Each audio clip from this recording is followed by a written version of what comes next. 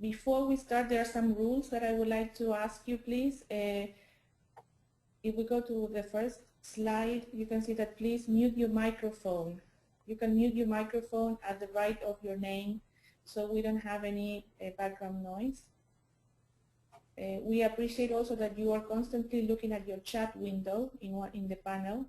So if there is any problem troubleshooting, please contact us there. You can send an email, a chat message to Maria and myself or Breen Pines. And we are going to leave the questions till the end of the session.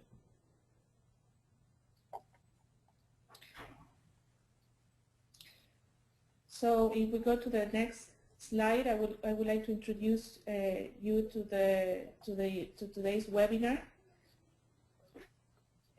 As I said, we have Bruce Cabarle, who is the leader of the Forest and Climate Initiative, and we have guest speakers, Naiko Aguilar Amuchastegui, he's the MRV coordinator. We have John Niles, he will mention about reference levels, and Charlie Parker, who will guide us through the finance. Myself, Maria Jose Pacha, and Bryn Burns, we are the facilitators of this webinar. And this is a learning session. We usually hold these sessions for leveraging knowledge and bring the expertise of people working in REDD around the world so they can share the different topics to everybody. And we hope you can join us in future ones. So I give the floor to Bruce Cabarle. So please, Bruce, you can move on to slide number 3. Okay, thank you, Maria, and welcome to everyone.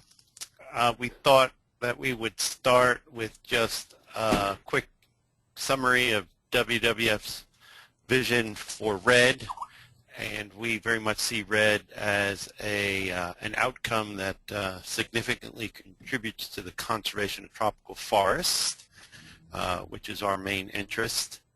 And in doing so, we do that for the benefit of climate change, for combating climate change, as well as generating benefits for both people and nature.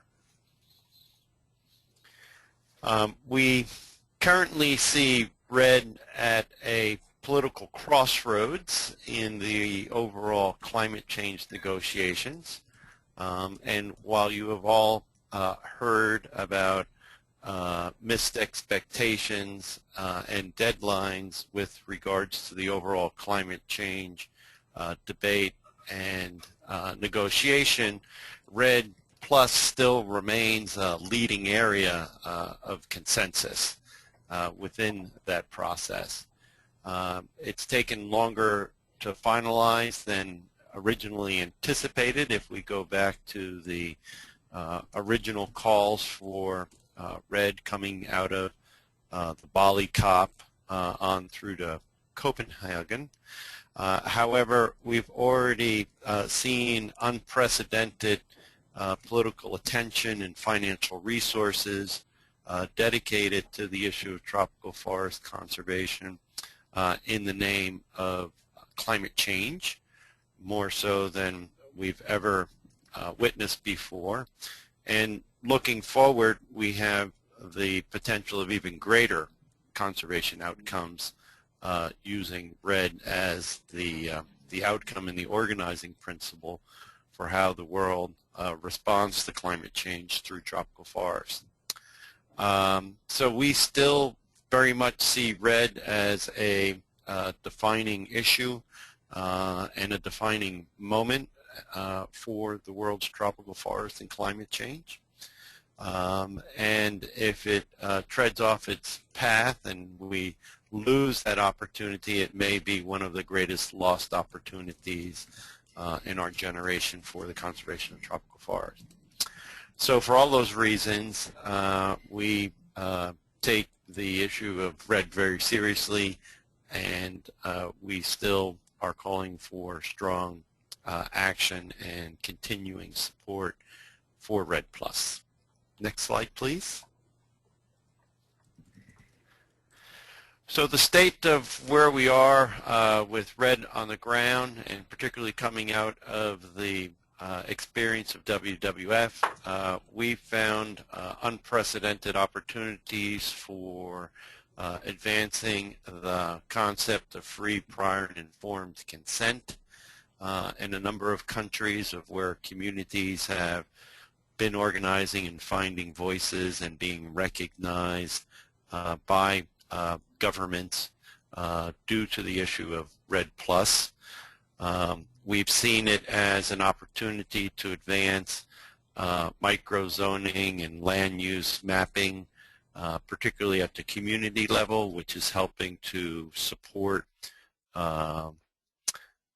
efforts to secure rights and recognition over local resources. Local communities are being trained and becoming involved in monitoring and reporting on the state of forest loss and disturbances and developments. We've seen a number of countries put new governance structures and strategies and guidelines in place that are bringing greater transparency and accountability to the tropical forest sector. And we see a number of opportunities for forest conservation proposals to go to scale. And our best case example of that is in the Democratic Republic of the Congo, which is currently putting together an investment proposal for 70 million US, which has the potential to impact over 12 million hectares of forest in the Laktumba landscape, which potentially could reach over 300,000 households of some of the poorest of the poor in that country, could potentially cut the deforestation rate in half and potentially generate upwards of 30 million tons of CO2 equivalent. And so this is one of the examples we see of being able to take forest conservation at scale as a result of the REDD mechanism. Next slide, please. But we still see a number of challenges and work to be done. So one, still connecting REDD+ from the local to global and using the on-the-ground experiences to inform the policy decisions still remains an ongoing challenge. And we also need to ratchet up ambition from global policymakers to make commitments to both the climate change commitment and treaty process, as well as the decisions pending and actions where REDD+ can move forward at scale. And as a result of that, we've prepared a number of positions that we will be taking to the next round of negotiations in Doha for the next Conference of the Parties, which will be their 18th meeting. Next slide, please. Among that, we are going to advocate that REDD+ remain part of the global climate change solution, and to also keep the pressure on that we need REDD+ and we need it scaled up if we are to achieve the global goal of keeping the global increase of temperatures below an average of 2 degrees centigrade.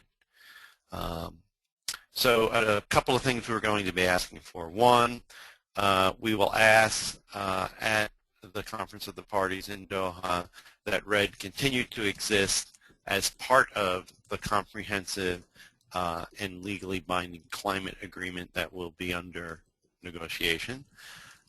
And two, that the parties to Doha need to make a decision on how the REDD+ negotiations will continue under that process.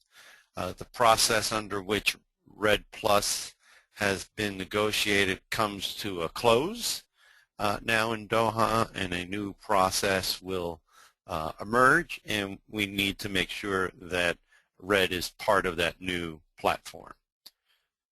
Next slide, please. Finance for REDD Plus is a key priority and should remain. The fast start funding for REDD, while unprecedented, all comes to close at the end of this year, and so we need to move beyond the fast start funding and start looking for additional short-term funding for REDD Plus that will carry us through until a new agreement comes into force, which is now projected for the year 2020.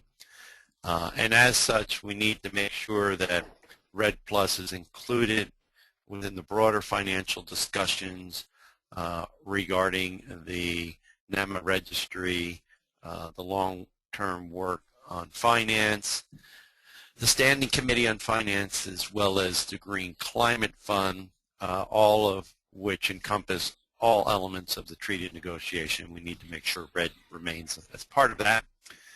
And then with regards to the program of work that should follow from that, we need to continue to seek resolution on key technical issues that were raised at COP18 in Cancun, and that includes forest monitoring systems, guidelines for monitoring, reporting, and verification, the process by which reference levels will be peer reviewed and assessed, the monitoring frameworks for social safeguard information systems, as well as addressing the drivers of deforestation, which will carry on until COP19.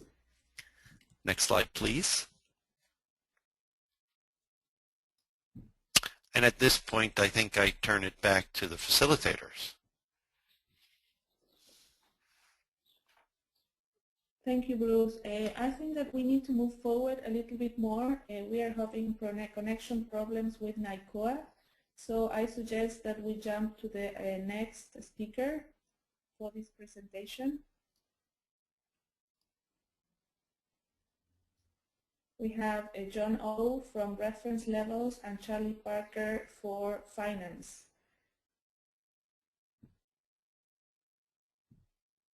So I suggest that Charlie, you can tell us a little bit about the finance expectation for Doha and go to slide 14.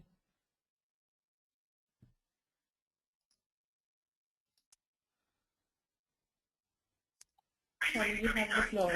You're good to go. Hi, everybody. Thanks for that. And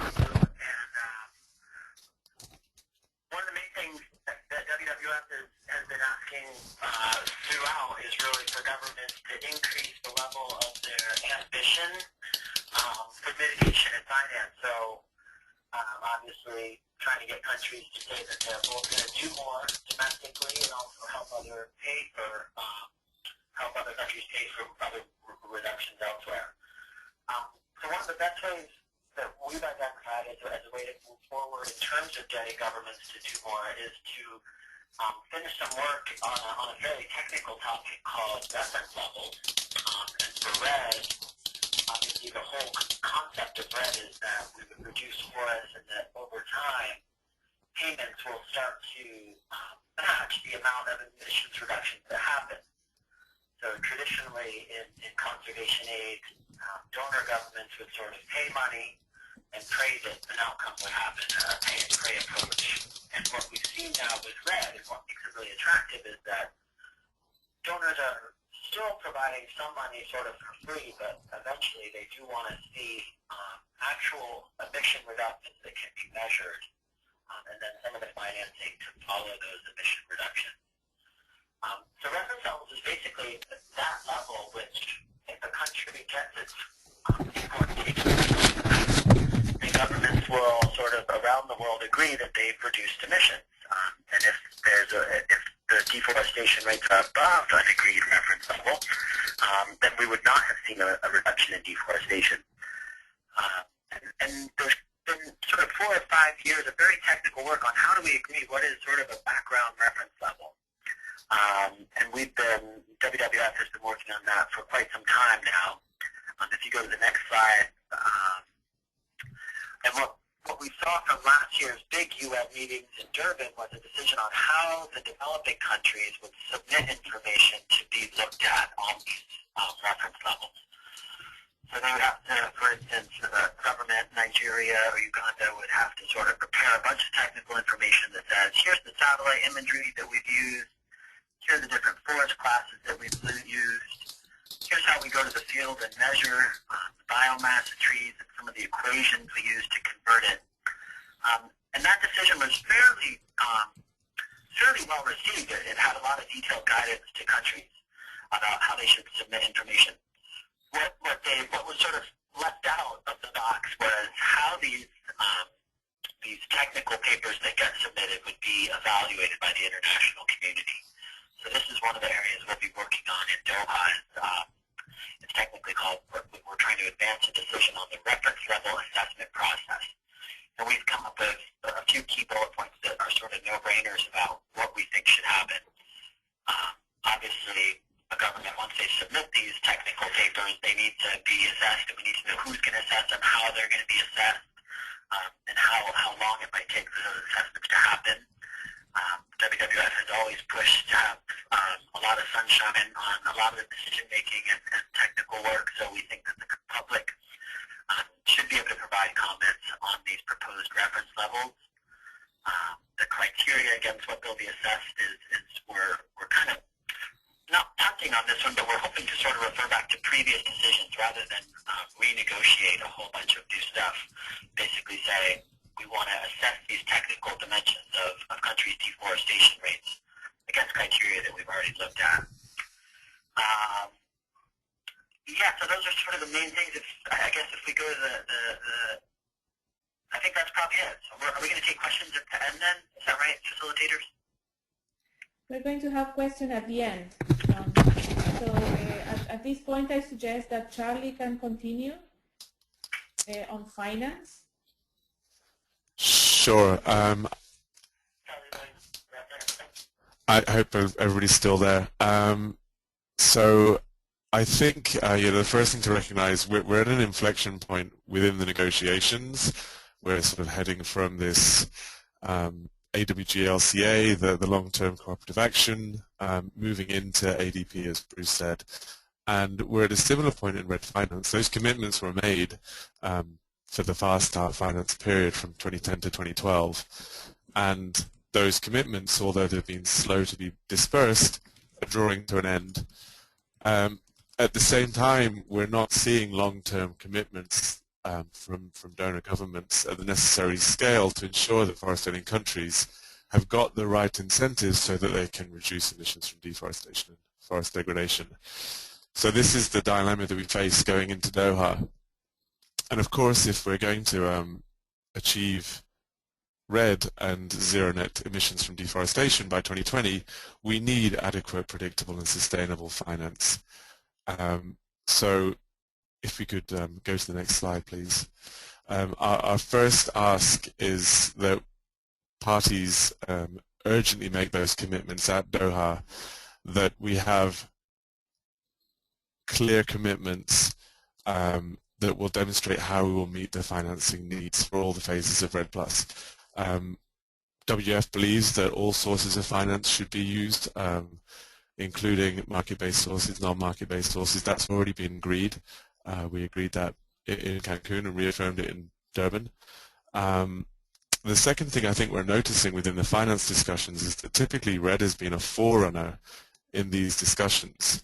And that changed in Durban and even in Cancun. The launching of the Green Climate Fund, the evolution of the NAMA registry, and I can clarify these if we need to at the end. There's also the discussions under the new market mechanism that was started in Durban that are all potential places that finance can flow for mitigation more broadly. And where REDD was trying to have those discussions on its own historically, I think it now needs to work out how it docks into those broader discussions. and as Bruce said, that includes the Green Climate Fund, the Standing Committee on Finance, and working out what is the place for REDD within those, and how do we want REDD to be a part of those broader mechanisms. So I think that's a new paradigm that REDD faces, and I think that's something that we also need to consider when we're in Doha. How do we try and dock REDD into those broader discussions? The third element, I think this sort of just reflects that changing landscape. So REDD negotiations need to have a new place under the ADP. And then within that, how do we discuss REDD finance going forward under the ADP? It's going to be a different dynamic. We're going to be talking about developed and developing countries at the same time. That obviously poses problems for REDD, which is, to date, a developing country mechanism. But we need to work out how that changes the landscape of finance and how we then talk about domestic finance, international finance as a sort of broad blend of mechanisms that can come together to finance REDD. On top of this, there's not a bullet here, but we also need to clarify at Doha what we mean by results-based finance. And we believe that results-based finance should include all of the activities, conservation of tropical forests as well as deforestation and degradation, which is going to pose challenges. But we also recognize that there have been previous decisions that say that results-based finance can be used within a compliance mechanism and can have quantified emissions reductions flowing from that. So I think that's another key decision that needs to be made at Doha, is the definition of results-based finance, how that ties in with safeguards and how that ties in with biodiversity, social values, as well as emissions reductions. So that's everything from me. Back over to the hosts. Thank you. Well, thank you. Thank you, Charlie. Please, I want to remind you that if you have questions for any of the panelists, you can write the questions in the panel where it says questions, and we are going to recap them at the end of the meeting. We're having problems connecting with NICOA on the MRV system, so I will try to guide you through his expectations for Doha and what WWF is working on MRV system. So I would appreciate, really, if you can connect us, please, to the part of MRV. Thank you. Thank you. So the question that we have to answer is why we need robust MRV systems. We believe that robust measurements, reporting, and verification systems are essential to generate emission reduction that are real and additional. This will be important both to achieve mitigation targets and in unlocking scaled up finance for REDD. A lack of guidance in the form that forest monitoring and MRV systems should take is currently hampering the ability of developing countries to move their REDD agenda forward. It is therefore crucial that at UNFCCC-COP18 parties agree on guidelines for robust MRV systems. The forest monitoring and MRV system should align with information system for safeguards to improve the effectiveness and efficiency of REDD information systems.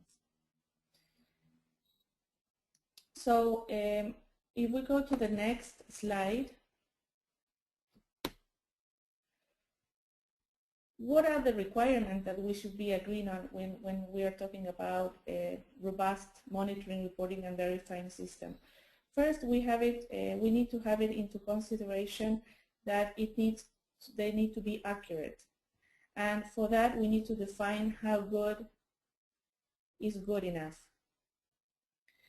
Also, they need to be consistent with data used for reference level.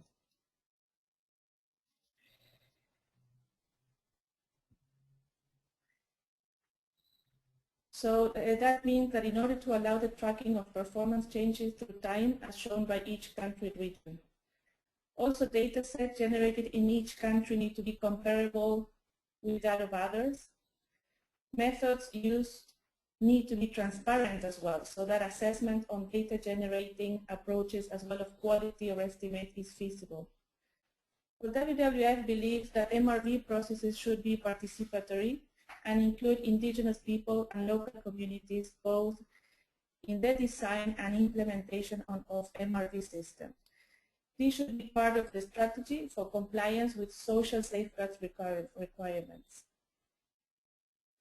We also need to use conservative values, should be the rule of thumb for emission reduction estimates.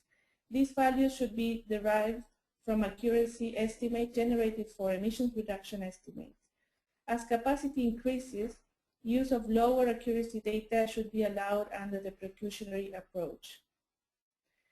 National MRV systems should build upon existing data and expertise and should aim for continuous improvements. MRV or REDD should use the most recent IPCC guidelines using lessons learned from fast start experiences such as the Guyana-Norway Agreement. And also MRV of emissions should be linked with information systems for safeguards to improve efficiency and effectiveness of REDD information systems. So I apologize, and we hope that we can have NICOA answering the questions specific to MRV systems. Thank you, and I think that we can go to the last part of the webinar. Bruce, if you want to add something, and also to have conclusions about the expectations of WWF.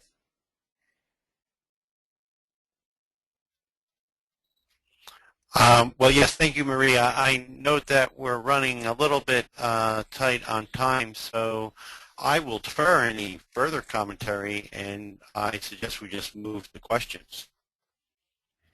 Okay, great, thank you. So we have question 1 from Adam. He said that given WWF 2 stated priorities for Doha COP, what are our planned activities events? Which countries and international organizations are we targeting through activities or events?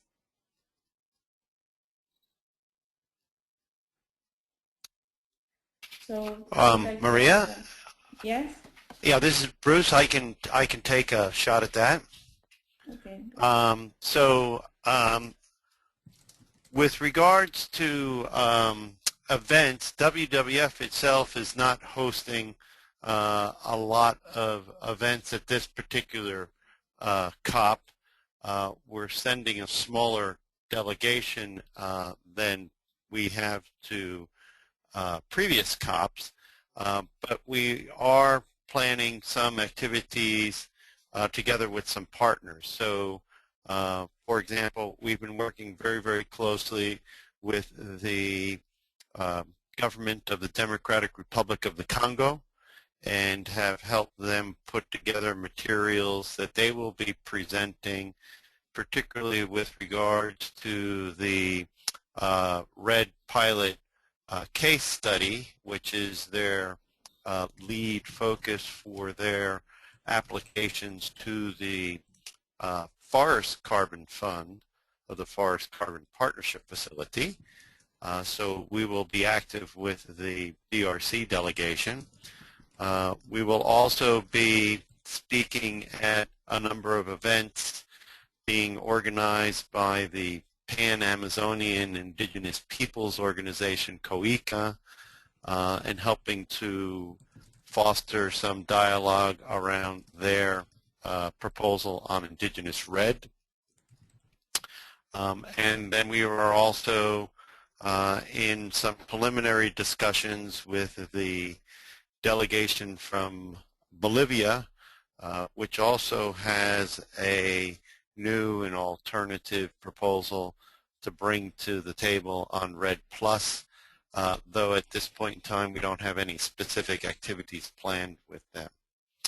And Adam, I know that you were also in discussions with the delegations from the Heart of Borneo countries and had requested some information, and I'd be interested in an update from your end on what you may know about what governments of Indonesia, Malaysia, or Brunei may be doing with regards to the Heart of Borneo. Back to you, Maria. Okay, great. I think that if the Adam would like to answer.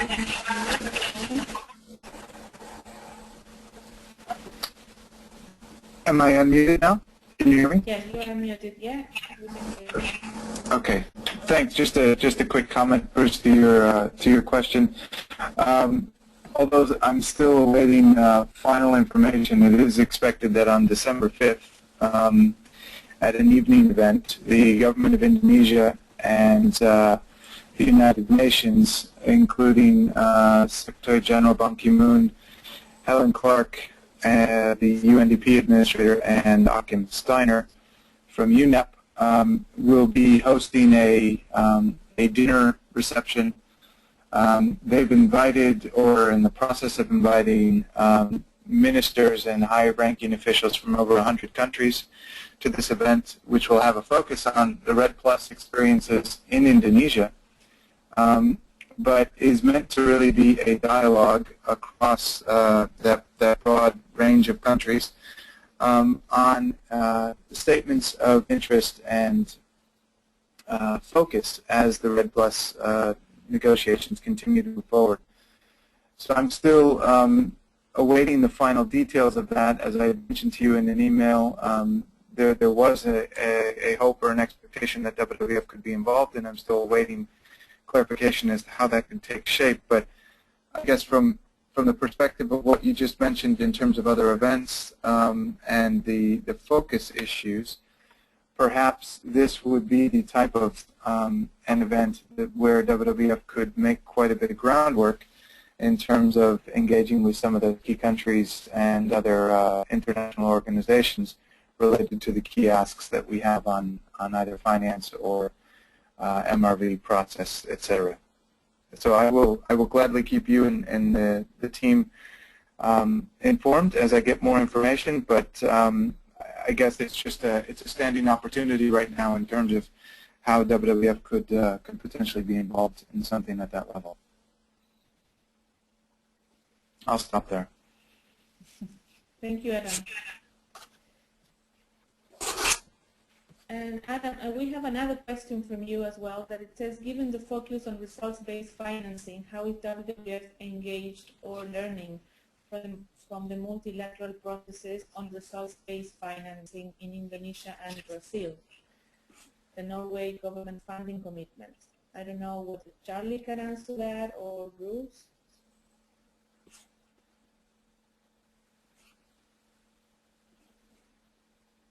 I give the floor to Charlie then. Yeah, hi. I would actually defer to Bruce on this. Yeah, I think there are important lessons that we can learn from the ground. I'm not personally engaged in either Indonesia or Brazil. The two focal countries from the US are Peru and Nepal. But you know, I think one of the important lessons we need to do, or one of the important steps we need to do moving forward, is take these lessons that we're learning from the ground and bring them into the multilateral process.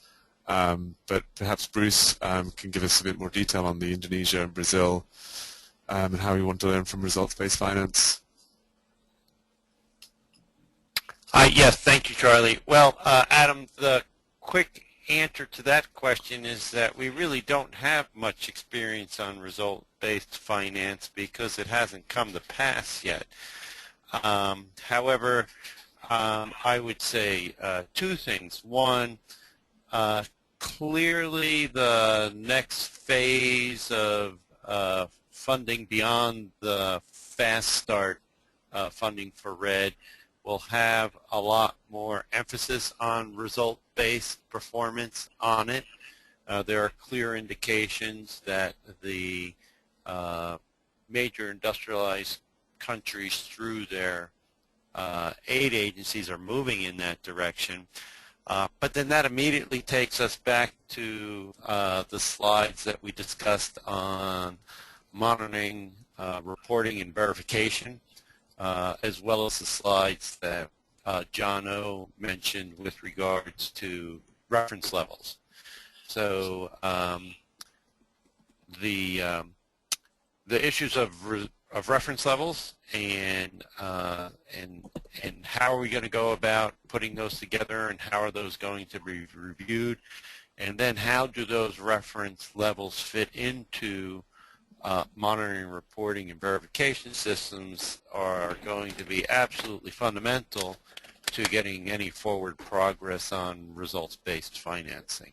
But I think it's fair to say that results-based financing looms large in our midterm future and will be very significant in subsequent rounds of finance that come into the system beyond the current batch of fast start financing. Back to you, Maria. Okay, well, thank you, Bruce. So, Adam, have we answered your question? Yeah, I think that's a helpful perspective. I guess that I could have worded my question along the lines of a statement, which I guess is a personal opinion, that I think that there is a lot for us, WWF, particularly to be gaining from the engagement in that process in both countries. I'm not as aware of the process in Brazil as I am in Indonesia, but I know that WWF in Indonesia has not been overly engaged at the formal level in the discussions on the results-based framework that is being developed and should very soon be distributed or at least publicized in terms of how they see that going forward. But I think it's a very interesting time where dozens of not only government agencies but multilateral organizations are engaged in both of those countries, defining what that framework for at least the early part of results-based finance would look like. And I think that WWF is very well placed in both those countries to be I guess more of an actor, and perhaps that would be of really great benefit to our global approach on forest and climate work. Well, thank you, Adam. We have another question from Matt Leggett. He'd be interested to know what success looks like for WWF at Doha. What are the 2 or 3 key concrete outcomes that must happen, in your view, to support ongoing REDD development? So I give the floor back to Bruce or Charlie, who are online.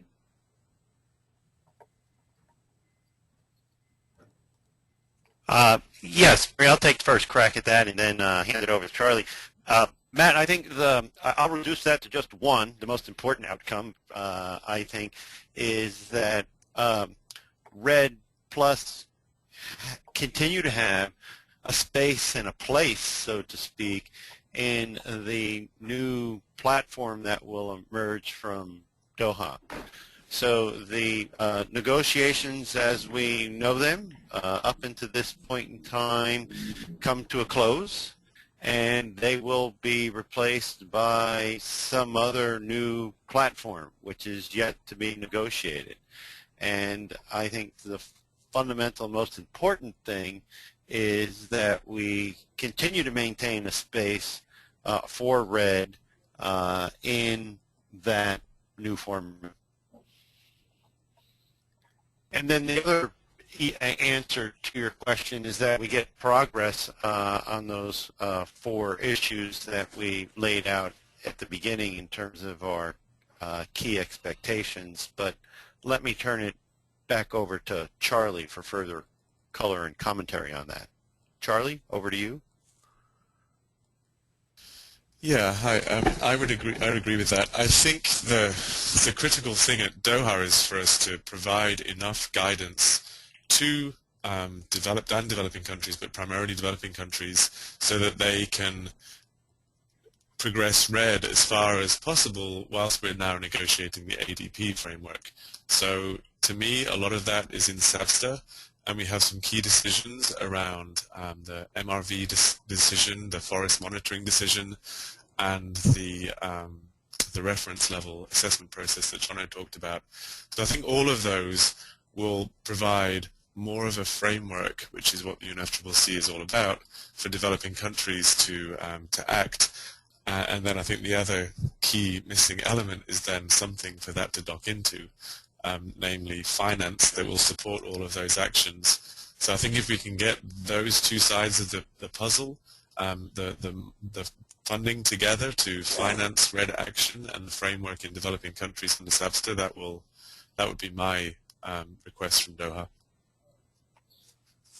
Okay, well, thank you, Charlie. Matt, you have the floor if you want to add something. Yeah, hi, thanks Bruce, thanks Charlie. I think it's really interesting and thanks for the webinar. I guess, perhaps what I'm slightly getting at, or the impression that I'm getting from not just yourselves, is that perhaps the level of optimism is more geared towards maintaining the space for REDD than it is an expectation of significant outcomes for REDD at Doha. Would that be a fair assessment? I mean, if you had to rank your level of optimism for REDD at Doha on a scale of 1 to 10, 10 being massively optimistic and 1 being terribly hopeless, where would you put yourselves at the moment?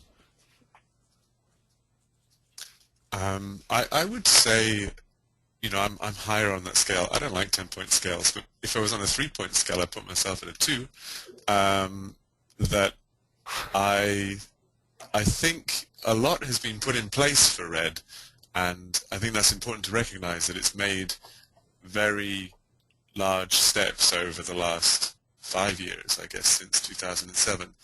And we're trying to sort of put the final pieces in place in that framework that enables REDD to go ahead. So it's in a good space, I would say. I think the key missing block for me is just that ambition from developed countries to mitigate that would enable more space for REDD to play a role. And that's something that the wider negotiations suffer from. That's not a REDD problem. That's a broader UNFCCC problem. So I would say optimistic for REDD, but where I stand on the overall UNFCCC spectrum might be a different answer. Yes, hi, this is Bruce, Matt, and good question. And I think that it's fair to say, with regards to the overall climate of the negotiations, no pun intended, that this is going to be more of a procedural meeting than it is a meeting of substance. All right, there's a lot of organization that needs to happen in Doha for the overall treaty process to move forward. There's a lot of unknowns. So given that backdrop, that is going to be a constraint on how much substantive progress can be made on any of the ongoing tracks of negotiations. Having said that, we have seen that even incremental progress during one of these negotiations can have a significant impact on the momentum and interest and commitments of countries to move ahead with REDD Plus once they get back home in their national contexts. So while I would say that your observation's correct and that expectations are modest at best, don't ever underestimate the impact that even modest progress can make in terms of opportunities that occur when delegates go back home and have to work on the REDD Plus issue in their national context. Back to you, Maria. Okay, well, thank you, Bruce, and thank you, Matt, for your questions. We have also Ian Starr asking the question, said, Bruce, you said there are no examples of performance-based on REDD, yet there is plenty of lessons learned from the voluntary markets. Will the voluntary markets experiences factor in at all into national level discussion and strategies at the COP?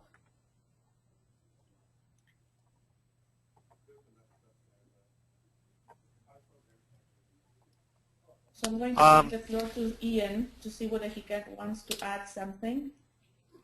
Hi there, can you hear me?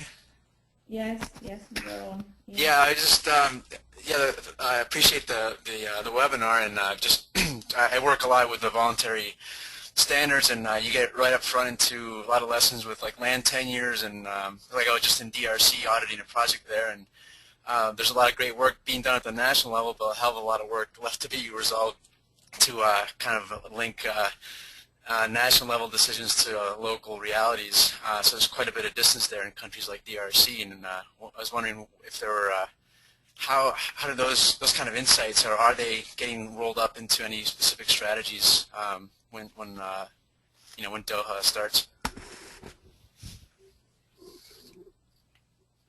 Yes, hi, can you hear me? Yes, thank you. Yeah. Okay. So thank you for that question. My earlier response was with regards to the $6 billion of Fast Start money that has come into the system for REDD since Copenhagen up until this point in time. Most of that has been for what is referred to as the first phase of REDD, of sort of readiness. Some of that has been earmarked for investment purposes, sort of phase 2 of REDD, but we've not yet had any wide-scale implementation of sort of the payment for performance phase 3 with that big chunk of money. Now, the voluntary market is way ahead of that process, and I think that there are some important lessons to be learned there, and that those projects that are larger in scale and that ones that are recognized and endorsed by host countries have much higher probability of influencing the negotiations, because then there's a direct link between those experiences and the negotiations. The challenge has been is that those two spheres have operated independent of one another and have not necessarily one has not necessarily informed the other, right? We've had great difficulty getting bottom-up lessons learned into the policy negotiations, but we at WWF think that that's critically important. And I think that what we need to work on is making sure that those projects, one, get up to scale so that they're significant, and two, get recognized within the national frameworks through the creation of registries and whatnot, so that there's a pathway for those local experiences to feed up into the national negotiations. But anything that can be done to document those lessons on the ground and to bring those to the attention of negotiators is a good thing, and that is front and center of what WWF is trying to do within our portfolio, is to bring those local lessons into the policy negotiation sphere. Back to you, Maria. Thank you. Okay, well, thank you, Bruce. Ian, would you like to add anything, or Bruce No, has thank you. answered your question? Okay, wonderful. So, well, thank you, Bruce. Thank you, Charlie, for answering the questions, and everybody for participating in the webinar. Before we finish, we want to remind you that we have additional REDD resources where you can look at. Here on the screen, you can see that you have past learning sessions where you can have a look at this one and also the one that we had on different topics. Also, you can register in our REDD Resource Digest. That is a free weekly email roundup of international REDD news and information from varying sources and perspectives around the globe. Also, you can subscribe to Canopy. That is our quarterly e-newsletter from the Forest and Climate Initiative, where you can be updated on different REDD work that we are carrying out in different countries and at different levels. Also, you have a link to the Living Forest report. That's our main report on the state of forests. The also there is the link on the REDD 5 guiding principles that are the framework on our work on REDD. And also you can log into our website where you can have information on the work that we are doing at all different levels. It's panda.org/forestclimate.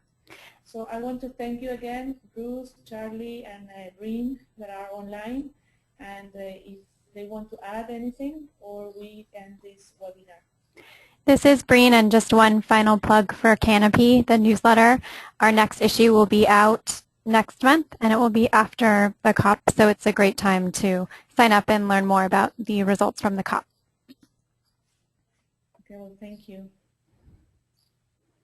Okay, that's all from us here, and thank you again for participating in this webinar. And we have two questions that are at the end of the panel. That it's a poll that we are asking you, and we appreciate whether you can answer whether you have found this webinar useful and informative, and we would like to know whether you have attended past webinars. Thank you for this. It would be greatly appreciated. And also, you will have a follow-up email asking about which other types of webinar would you like to be would you like to have in place, and which other REDD topics it would be great if we can address in the future. So thank you everybody for participating, and we hope to see you soon in our next webinar. Bye.